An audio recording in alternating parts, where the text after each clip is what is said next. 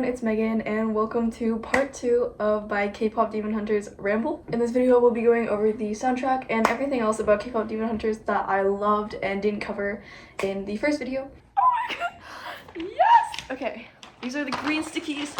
You see those? So the order is how it's done: Soda Pop, Golden, Takedown, Your Idol, Free, and What It Sounds Like. So how it's done, this song as their intro song.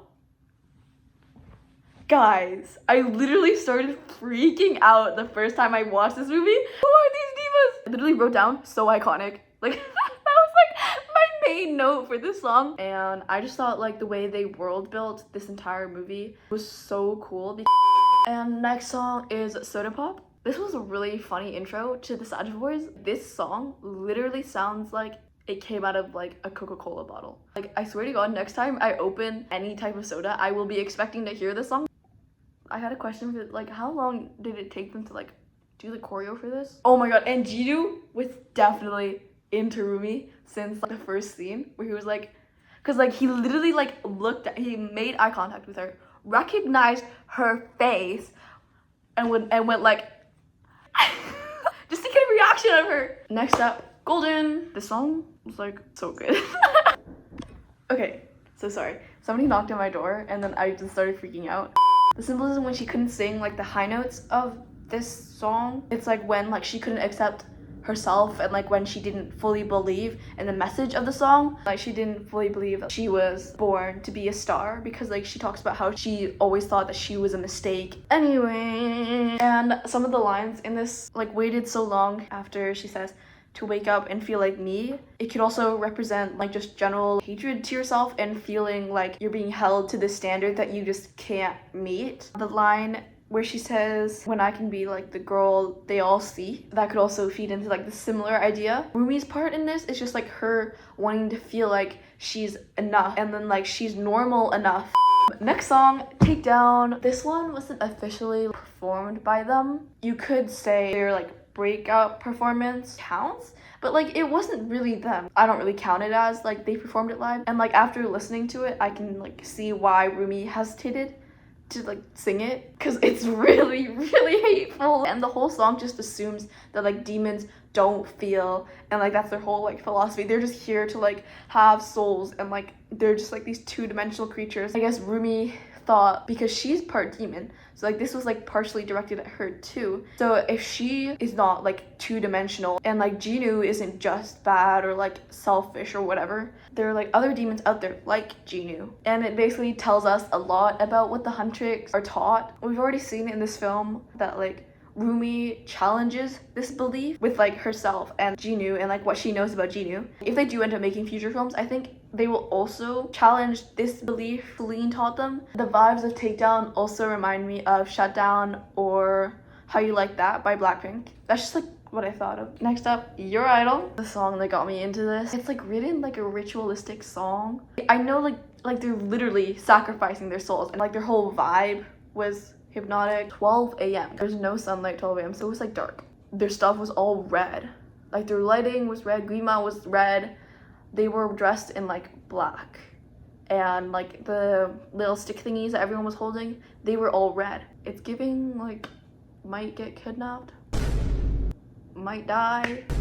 Oh, and also I like noticed that like Grima started like multiplying in size during Baby's verse. Was Grima like feasting on souls like during the concert, or like what was happening? They kept repeating like the line like, no one is coming to save you and I am here to save you. I'm the only one who can understand. They're kind of like transmitting Grima's message. It's almost like Grima like wrote this song. This song is basically what Grima tells people. I guess it kind of also speaks to like just everyone's like general insecurities of like never belonging. It also kind of like speaks to how people treat like their idols. These people, like they're the only ones who can save me, like their music saved me.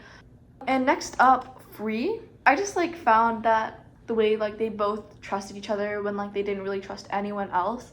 I just thought that was like kind of cute. Free also emphasizes like the importance of opening up to someone, close friend, family, anyone. Like even just like a diary or like You can literally just talk to yourself as long as like you let the thoughts like get out of your brain, let them float in the air. And like it's important for you to like be strong enough to talk about things that you're ashamed of. This is when Rumi realizes that she can't keep running away from her shame and like her patterns, because they're gonna be there whether she likes it or not. So might as well try to like accept that it's not something that she can control. And then also, I don't know if this is because Rumi kept walking when she was singing, but like at the start of Jinu's verse, he was like hiding behind the bushes and trees. He says this like in the song as if he's scared of like what she makes him feel and like how much he like trusts her. And like the take my hand metaphor for trust, they would have never done that the first time they met. This also showcases how far they've grown together.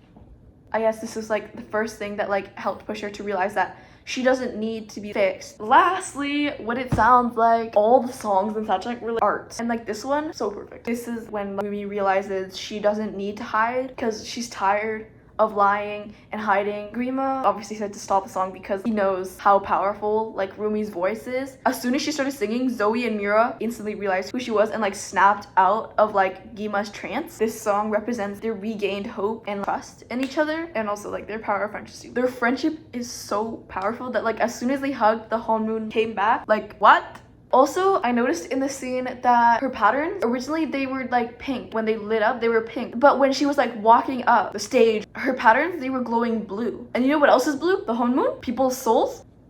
So I thought like maybe this choice was like to like symbolize that like she was in control of her pattern, not the doubt or shame or guilt inside her head, but her, like she was reclaiming the patterns. And also their power walk icon. And Jinu literally like stopping in his tracks and like staring at Rumi. He was like, and also I noticed like the lighting choices. The Sajid boys, the red around them was like dark red when it reflected onto the girls. Like theirs was like more like light pink. And their outfits were white. White and black are like directly contrasting. There has to be some symbolism there that I'm missing. And also Grima, when he was like, your voices can't defeat me, and then started spewing spit, he directed it at Rumi.